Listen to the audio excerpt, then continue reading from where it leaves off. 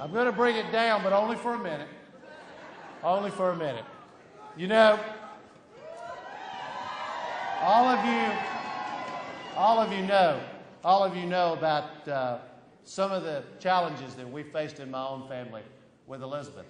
But there came a time a few months ago where I had to decide, and Elizabeth had to decide, in the quiet of a hospital room, after many hours of getting bad news about Elizabeth's health, what we were going to do with our lives. And we made our decision. This is the cause of my life. Standing up for the men and women that you fight for every day is what my life is about. And we're going to devote every minute of our lives to that cause. We've decided what we want to do. I run for President of the United States on behalf of the men and women who worked in the mill with my father. I run for President of the United States on behalf of the families whose lives were devastated when that mill closed and they lost their jobs.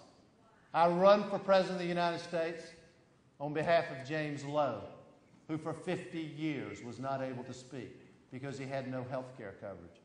I run for President of the United States on behalf of Elaine and the millions of people that you represent every single day. It's clear what I'm going to do. The question is, what are you going to do? 40 years ago, the Reverend Dr. Martin Luther King gave an historic speech at Riverside Church in Harlem. And he spoke about the war in Vietnam. And he said at that time, the time had finally come when he could no longer stand silent and not speak out against the war in Vietnam. And what he said was, there comes a point in all our lives when silence is betrayal.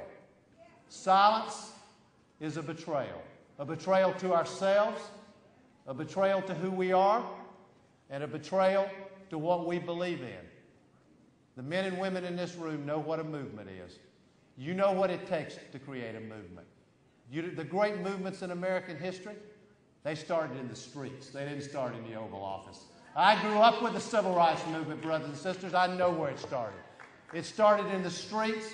It started in communities. It started on college campuses where men and women of courage and backbone and passion went out, spoke up, marched, and they changed this country. They did the same thing in marching and speaking up to end the long and bloody war in Vietnam. The same thing happened in bringing down a brutal apartheid regime in South Africa. I can feel that movement today in bringing an end to this war in Iraq. But the truth is this, we need you. We need you every step of the way. I can see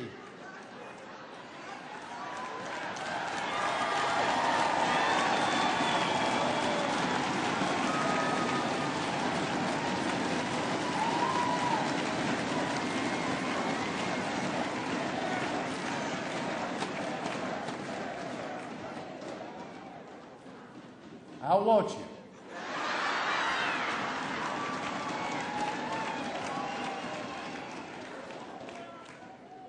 I can see in America.